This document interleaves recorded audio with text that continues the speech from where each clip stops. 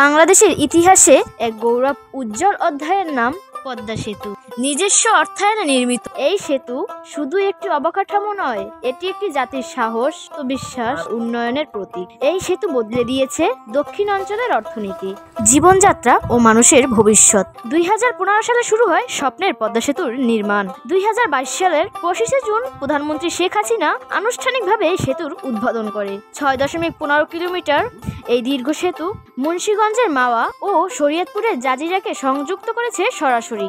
দৃশ্য পরিবর্তন: দক্ষিণ অঞ্চলের বিভিন্ন জেলা বরিশাল, খুলনা, ফরিদপুর, পটুয়াখালী, ভোলা, ঝালকাঠি, মাদারীপুর, গোপালগঞ্জ। পদ্মা সেতুর ফলে সবচেয়ে বেশি উপকৃত হয়েছে দেশের দক্ষিণ অঞ্চল। পূর্বে যেসব অঞ্চলের সঙ্গে রাজধানীর যোগাযোগ সময় লাগতো 10 থেকে 12 ঘন্টা, এখন সেই সময় কমে এসেছে মাত্র 4 থেকে 5 ঘন্টা।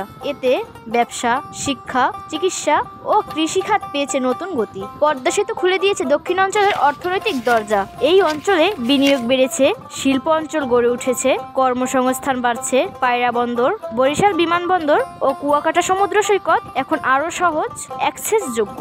পদ্মা সেতু দক্ষিণ অঞ্চলের মানুষের জীবনমান উন্নয়নে যে ভূমিকা রাখছে তা ভবিষ্যতের উন্নয়ন পরিকল্পনায় অনুপ্রেরণা হয়ে থাকবে।